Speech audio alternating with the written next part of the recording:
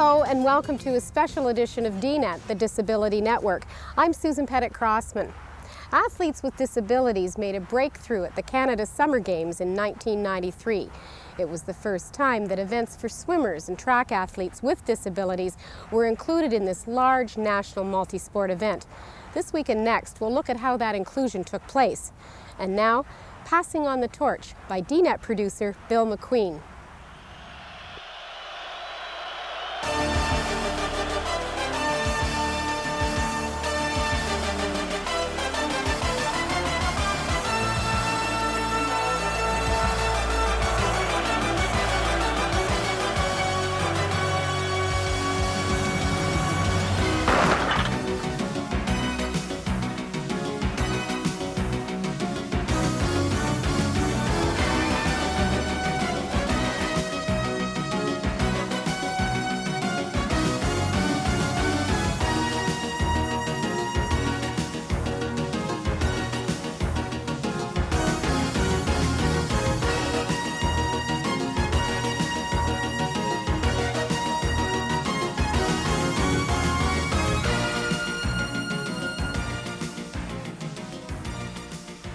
Jim and I are two members of the Disabled Accessibility Committee for the Canada Summer Games in Kamloops, and our job was to make sure that all the venues, all of the places that disabled people would go would work, would make it accessible to people.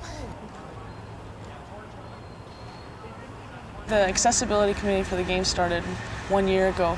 We've been working intermittently in the last year, and probably for the last 6 months was when we got more information. We had an accessibility consultant come from Vancouver who went over the whole process of the games, all the venues, and he gave us his recommendations, and we had to implement them. I heard about the committee and I wanted to help out with the games, and this was my opportunity to do so. For me, being in a chair, accessibility is a big issue for me, and you know, the last thing I want to do is have a bunch of athletes coming into town and not having to worry about anything but their event.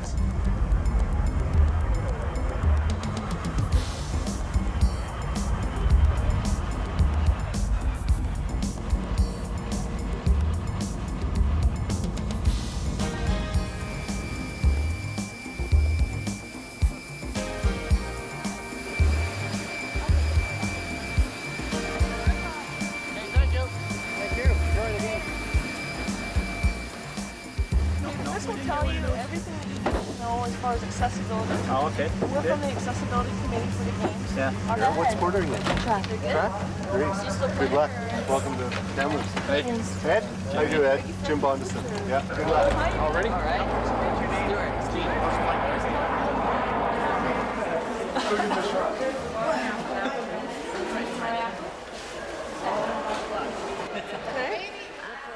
With us being included in this event, it's one step, and I think it's going to just snowball and continue. I think it should be looked at as sport as opposed to being sport for people in wheelchairs or the disabled. It's important because of the integration where the wheelchair events are being given full medal status, and that's a big step for wheelchair sport and for sport in general, so it's pretty exciting.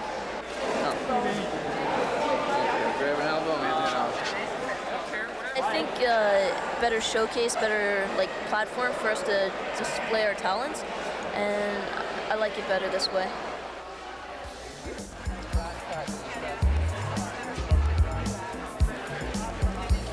The UNICEF Quest for Excellence Awards. The majority of the athletes with disabilities arrived yesterday at the accreditation, and we greeted them there. I think today is going to be the day of finding out from these athletes, seeing they had their first day last night in the athletes' village. I think today we'd like to make a tour of the athletes' village, talk to the athletes, find out if they have any concerns so we can correct these before they get out of hand. We'll do our darndest, to make sure you guys are looked after in every respect. the best one event that I've been at yet. Is that right? Yep. Great. Well, You guys are doing a lovely job. Good. The consultant was brought into the Canada Games to assess the different 18 venues and the athletes' village. Once we toured the venues and the athletes' village, we were very in tune with what the report was suggesting. The pop machines have been labeled with Braille as well, so that's good. if that will assist you, you know, in identifying what's Pepsi and what's Orange Crush. Won't end up with club soda or something. Yeah, right. Okay. But we also found that there were other areas that were overlooked because a consultant had arrived here during the winter months when there was still 3 feet of snow on the ground. Once we received the consultant's report and we added our recommendations to his report, each venue manager was given a copy of the report specifically pertaining to his venue.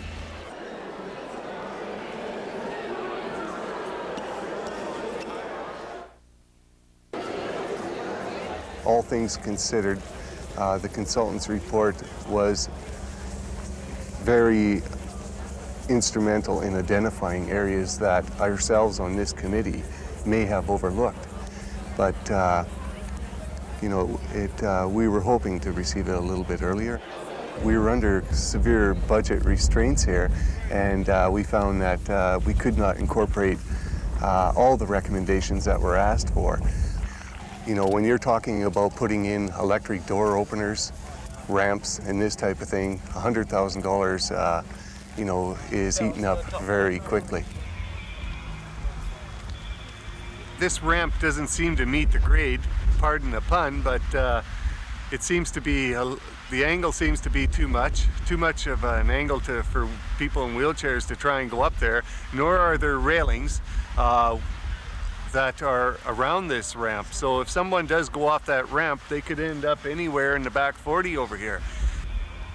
For the average disabled student on campus who wants to go from the A&E building up to the campus activity center for lunch as a student, not as an athlete who is strong, but just as a disabled person, a person with a disability who may not have the strength to push up a ramp that's that steep. So we want to work on that.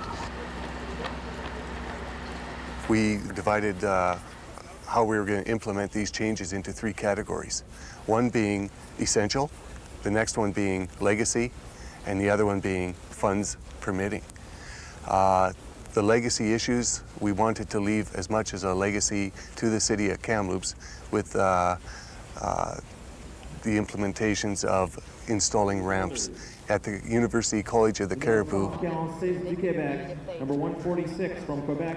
Integration would be our ultimate goal, and that not only for the Canada Summer Games or for the Canada Games itself, but for our whole country, to see our whole country barrier-free, and for a legacy for future Canada Games. We went over to UCC to check to see if all of the plans that we had made were implemented, and we wanted to make sure that the disabled athletes would be happy and they wouldn't have to worry about where they were sleeping, where they were going to eat.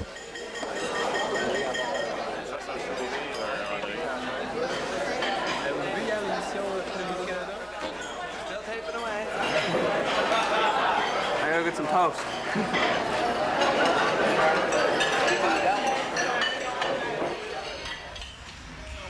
How do you find, as far as your friendships are concerned with the team, how do you feel about the friends that you've made in the games? Yeah, I just feel a real part of the team, and I think I've made some really good friends here, and we can carry on in our athletic endeavors, you know, and be good friends.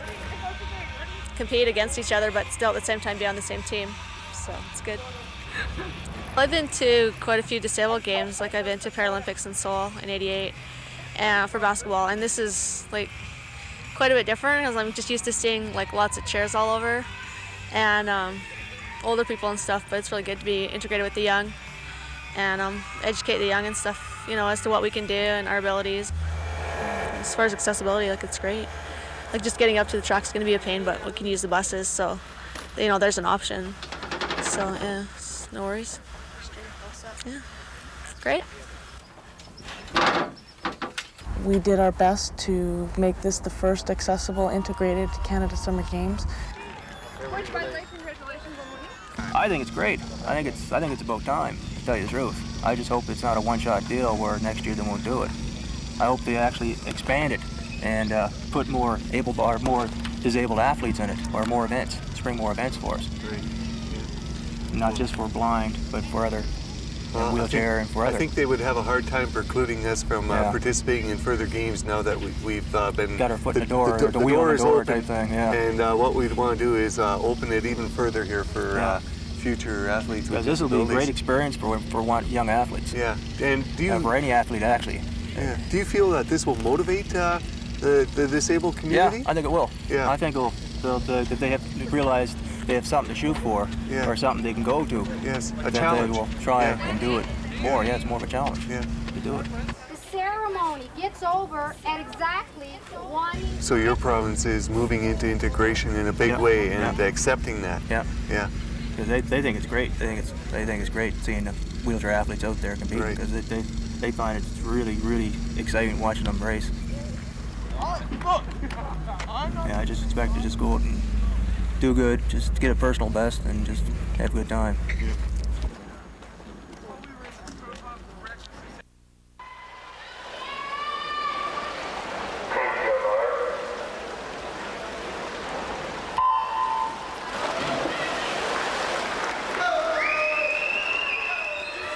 This is the first time that athletes with disabilities have been incorporated into the Canada Summer Games. Well, I think it's great that they're here this year at the Canada Games, because it helps boost the team morale, because everyone's a team and they're working together.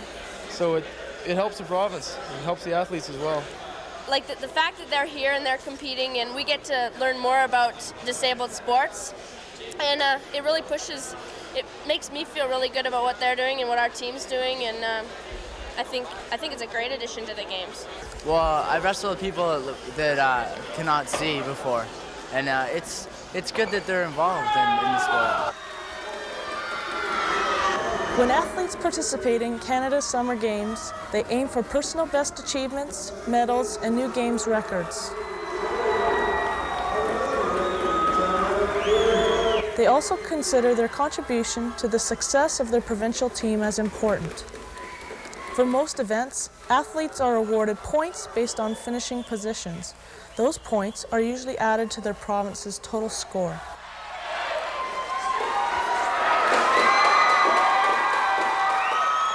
The province with the highest number of points is awarded the flag of the Canada Summer Games. However, not all the athletes' efforts were recognized when the provincial scores were calculated. You didn't win a medal. Are you disappointed about that? I'm not really disappointed that I didn't win a medal. I'm more disappointed that this event doesn't count for points to the BC team, and I really regret that. Tell us about that and why you think it should count for points. Well, I think visually impaired athletes are just as much of an athlete as a regular athlete is, so we have just as much right for our points to count as anyone else. Sounds like to me that there was enough cheering in the stands there that perhaps that won't ever happen again. Do you think that people out there are saying, hey, you're just like us, you're competing on the same level as we are? Yeah, I think they are saying that, and it's not because we're visually impaired that the points don't count. It's just that not enough provinces sent athletes, so it's really not the Canada Games' fault. It's just the provinces for not getting blind athletes here. I haven't ever competed in anything like this, and I really feel like the BC swim team has accepted me, and it's just great to be part of a team and competing just like the rest of the world. Yesterday we received a communique, and it stated that because not all the provinces had swimmers qualified in the blind 50 freestyle competition, that they decided that they weren't going to score it. It is a fairly new policy. It came out shortly after the 1991 Canada Winter Games in Charlottetown, where there were a number of events within a sport that had very poor participation. For example, the super heavyweight event in boxing had only 2 entries, and those 2 athletes were both competing for their first time. And it was rather embarrassing to people involved in the games to see a couple guys flailing around that hadn't put in the same years and hours of intense training that the overwhelming majority of Canada Games athletes had. So we determined that we would set a minimum number of provinces before an event would count for ranking points. Subsequent to that, the final decisions were made on which events for athletes with a disability would be included in the Canada Games. So it's a policy that stands for all events. It's not unique to the events for athletes with a disability. In lane 8 from Manitoba. We did still apply to all events a minimum number of provinces before it would contribute to flag points, and that number was 6.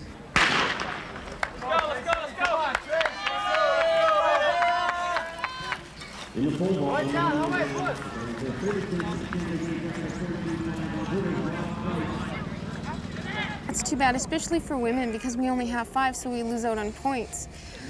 That, I really believe, has to do with getting out there and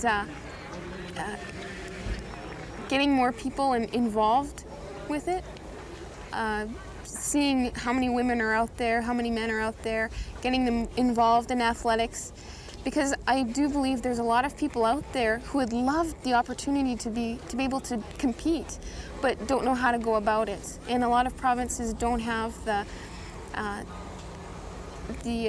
coaches and the organizations to be able to do that, and so that has to be set up.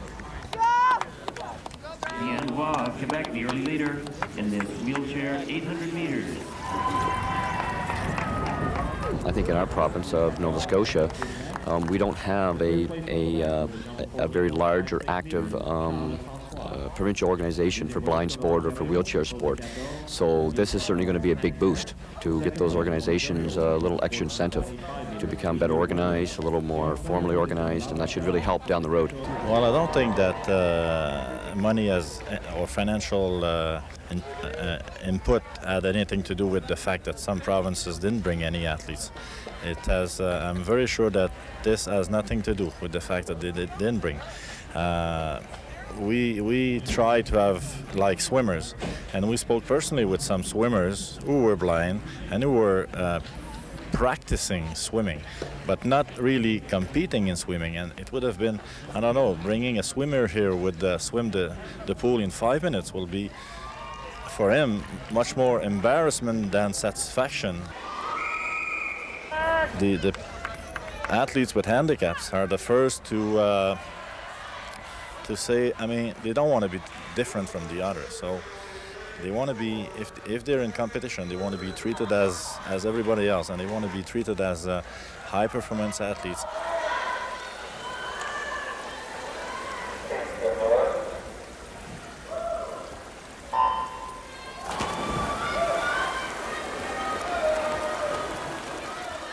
Inclusion is something that we've been working on with disabled sports for a while. I mean, I think swimming is farther ahead in the game than most other sports, except for some of the track events.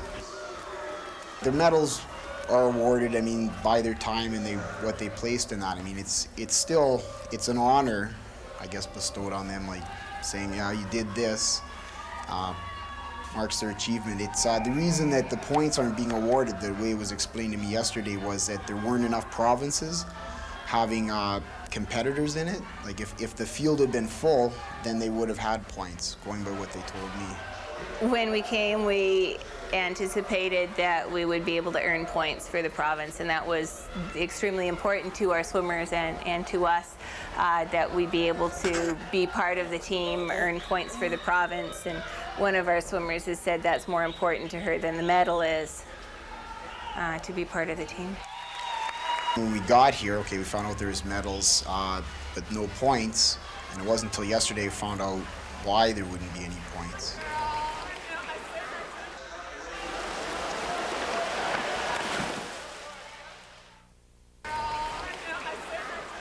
I'm planning on going on and trying to make the awareness and that disabled people athletes should be involved in more integrated events.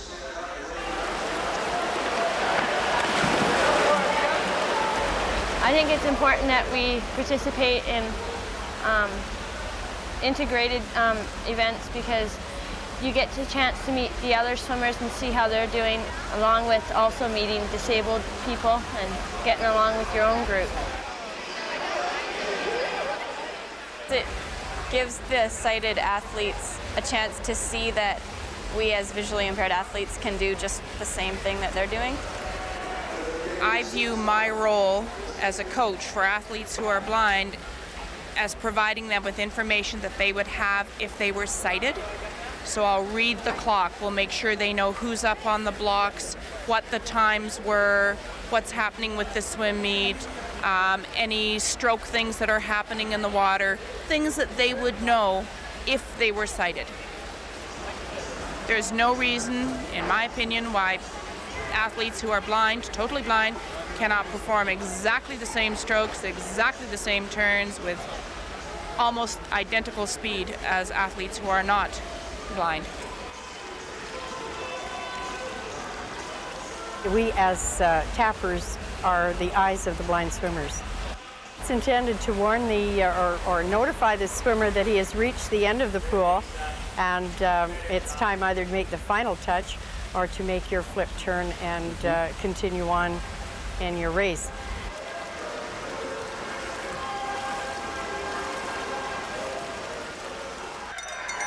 Ladies and gentlemen, a special welcome if you please. The finalists in our next event, 50 meters freestyle, are swimmers. In ways, I was very disappointed that the swimmers that did come here only had the opportunity to swim the one race.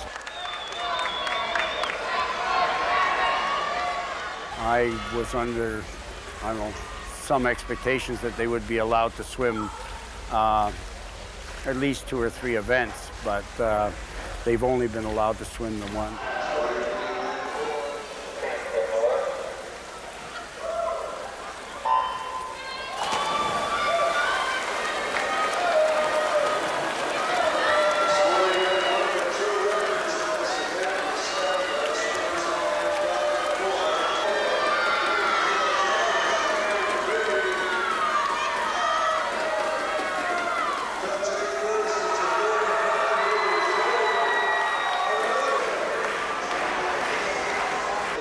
I can't speak for the other provinces. I don't know why they're not here.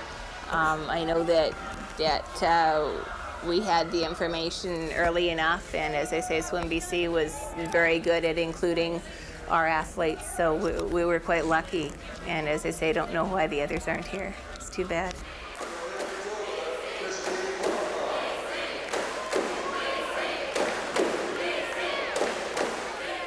And that's our show. Next week, more of the events that took place at the Canada Games and more of the athletes. I'm Susan Pettit-Crossman, and just a reminder, our show will air on Saturday next week, not Sunday, so check your local listings. And now, here's our address. Disability Network, CBC, Box 500, Station A, Toronto, M5W1E6. That's the Disability Network, CBC, Box 500, Station A, Toronto, M5W1E6. This program is brought to you in part by the Centre for Independent Living in Toronto and the Canadian Association of Independent Living Centres.